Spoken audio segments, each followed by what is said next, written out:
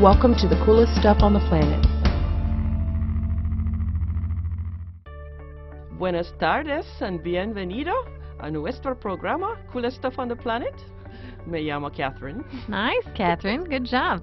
And I'm Rachel. Thanks. And do not adjust your dials. We're not going to record the whole thing in Spanish because I think I just came to the end of my whole vocabulary. So. That was good. Very nice. Why, thank you.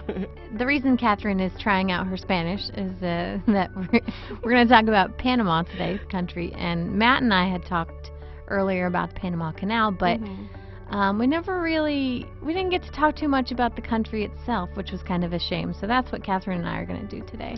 Yeah, and I'm going to give a shout out to my friend Ariadne, who's from Panama and is forever talking up her country, so she helped a lot with this episode.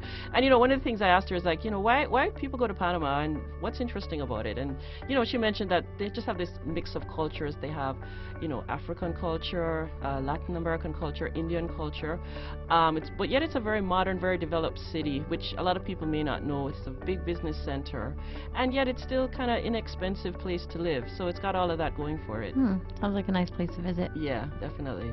So if you're going to visit Panama, lots of people do visit the canal. It's a pretty big attraction. Oh, but yes. Another one is Casco Viejo, which is the Old Quarter, which is basically this walled city, and it was walled in 1671 to protect against pirate attacks. Yeah.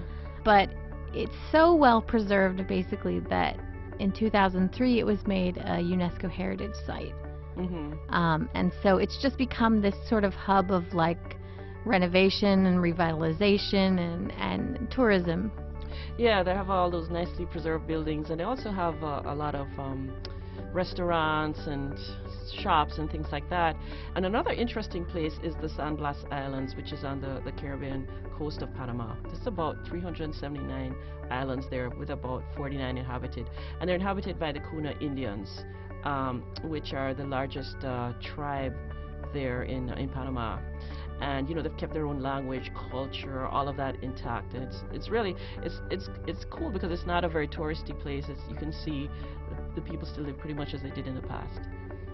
Well, and there are a lot of parts of their culture that they're famous for, but I would say probably most famous, what you might recognize, is their traditional costume, particularly the molas, which is basically this fancy sort of layered paneled blouse that they make. Very colorful, right? Yes, very colorful, very intricate, and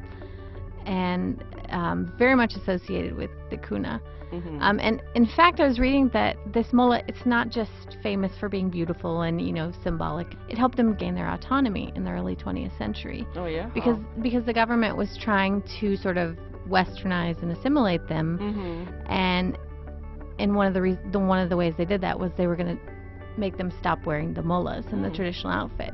And so there was this big resistance, and basically, as a result of that, they gained their autonomy. Wow. And that's a big money maker for them. They're making and the selling of those molas to tourists. So it gives them also a lot of income coming in. So in addition to the molas and indigenous parts of Panama that you can learn about, some other things that you might like to check out are surfing, for example. Yeah. Panama, apparently, I did not know this, is a great place to surf.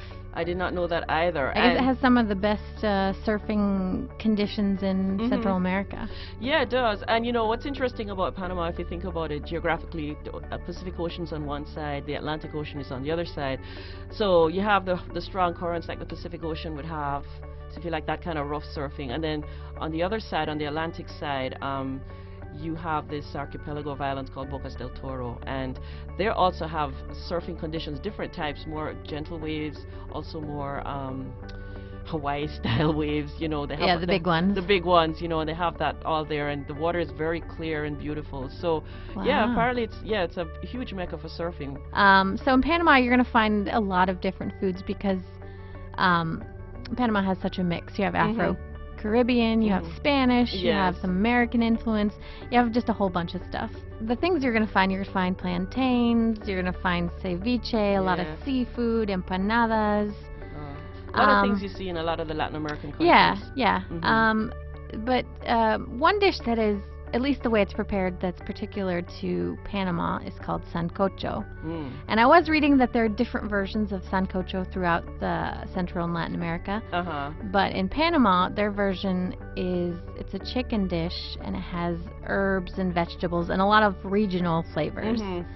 But this is apparently the Panamanian national dish. And, you know, Panama is also a big shopping mecca. It's like the largest free trade zone in the Western Hemisphere. Yeah, this is a surprise to me. I didn't know that at all. Yeah, this is where a lot of companies buy their goods wholesale. In the free zone, there's about 2,000 companies there. And so, you know, it's mostly geared towards wholesalers looking to buy clothes, shoes, jewelry, whatever. But if you want to go and buy, some of them will sell to tourists just 1 or 2 items. But if you don't want to do the whole free zone thing, they also have you know, other places that you can shop. Yeah. They have some upscale shopping malls, which we'll mention a lot of these places on our blog when we put that out. So yeah, we will, because there's a whole list of them that we can recommend. You know, interesting with all the shopping and the food and the climate and all the other things we mentioned, Panama has become a very popular place for Americans to retire. So right, you were telling me this. Yeah. You know, I was interested by that because it's not a place I would have thought of on my radar, but it makes a lot of sense because, you know, it's very safe, low cost of living, good standard of living, so you wouldn't have to worry about the medical care and this kind of thing. And the government there is actually actively recruiting people, so they've made it, you know, fairly easy to retire there, and their whole community is set up for expats? For expats, exactly, you know, with American-style amenities and this kind of thing. Now, are they specifically recruiting Americans, or is it kind of Westerners in general? It's actually Westerners in general. They have Europeans as well. I think for Americans, probably because of the Social Security situation, it's become very attractive to them. But they do recruit from other places, you know, so whoever's interested, North America, Europe, whatever. You know, I wonder what the locals think of that. Yeah, I know. It'd be interesting to ask your friend. Yeah, definitely. I should ask her that, because I'm sure there's probably some mix of that. You know, they're happy to have people come, you know, but also if they have to obviously try to fit in, not just be in their own enclave all the time. Yeah. Yeah. Interesting. Yeah. Well, anyway, that's just a little taste of Panama, the country. We hope you enjoyed it, and as always, if you want more information, head to HowStuffWorks.com. We actually have a whole bunch of Panama-related content. Yeah, and we'll also have a blog with some additional stuff. So we'll see you next time on the coolest stuff on the planet. For more on this and thousands of other topics, visit HowStuffWorks.com and let us know what you think.